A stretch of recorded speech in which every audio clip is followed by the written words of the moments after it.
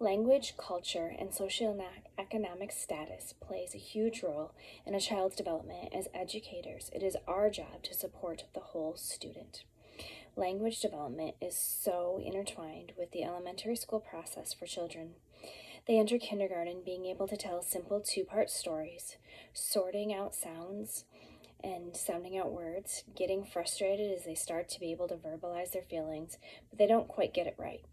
2, being able to read and understand hard texts and stories, voicing all of their needs and wants, and realizing that their words can and will hurt people by the time they leave elementary school. When language acquisition is stunted or slow, these milestones of typical elementary students change. Learning new curriculum becomes so much harder without the word knowledge used in different topics or subjects. Learning to read for children who are not exposed to as many spoken words from birth is harder because this leads to acquisition of language, both receptive and spoken, being slower. As we get older, acquiring language is harder, leading to gaps in cognition in students. It's harder for them to be able to understand the simple things that we're teaching them in everyday curriculum when they don't have the background knowledge or the words leading to it.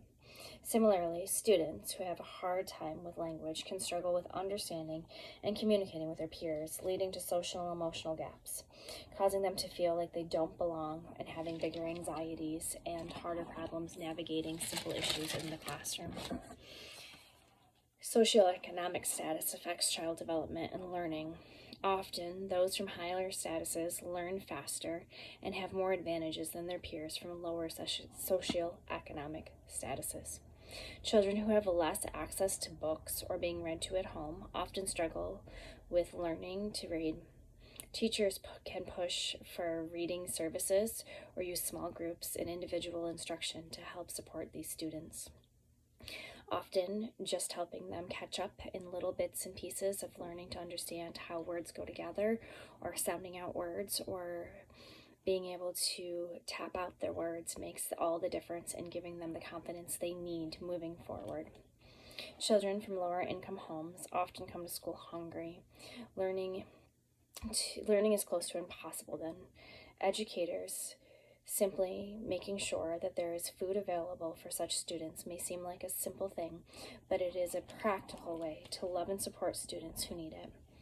I don't know about you, but when I'm hungry, I have a very hard time focusing on anything around me. I know that we have students that come to school every morning that are hungry, and we are asking them to do big, hard things. And sometimes it's something as simple as having breakfast in the classroom or a snack available is all it takes to help these students out. It is so important as educators to remember that our students from low social and economic statuses are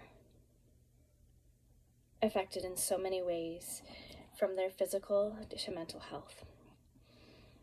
And when I'm tired, I have a hard time, and when I'm worried or when I'm nervous or when I am not sure of what's going to happen at home, I can't do my best. A lot of times our students are feeling the same way, and showing them love and compassion, going the extra mile to support them and listening to them, building relationships across home can help support access to education for all students in no matter their social economic status. Culture affects learning in many ways too. Language is the most obvious way that learning can be affected. ELLs, or English language learners, need to be scaffolded and supported in many other ways. They need to be able to learn English before they can learn the curriculum. One of the big ways we can support them is by helping them with having open communication and having our body language be positive. Different cultures also have a hard time learning in America because we tend to be a society that is so individual based. Often we promote being the best or learning the fastest or working the hardest because that's what's seen as best. But in cultures where this is not what is valued, we must take the time to understand those students and what motivates them so that we can help them with their learning. In a classroom, the educator can help make things easier and more inclusive for all students, no matter their culture, language acquisition, or socioeconomic status, by forming a culture of respect, inclusion, and caring in their room. Often, modeling these things and building relationships is the best way for biases to be eliminated in a classroom.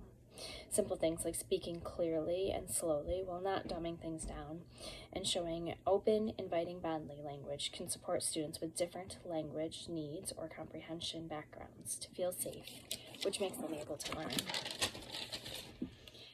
As with so many things, building relationships, getting to know your students and their families can support diverse languages and cultures in your classroom. By taking the time to form relationships, we can open doors to ask about their holidays and traditions that they can then potentially share to the whole class, or we as educators can share, but it also leaves them able to express who they are and have more open dialogue with their peers. As simple as it sounds, making sure that the books and posters and examples that we use are diverse so that all of the students in our classroom are represented is another way to support diversity in classrooms. As educators, our goal should always be lifelong learners. Organizations such as Color in Colorado, a bilingual site for educators and families of English language learners, or Actions for Healthy Kids, which helps schools make changes to support all students, regardless of their income and culture, have a healthy lifestyle.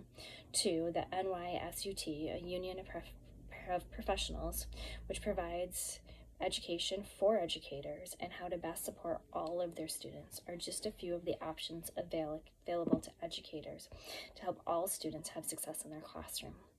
And as an educator, it is our ongoing responsibility to make sure that we are staying on top of all of the information and all of the organizations that are available to us to make sure that our classrooms are a place where all students can learn, feel safe, and included and represented.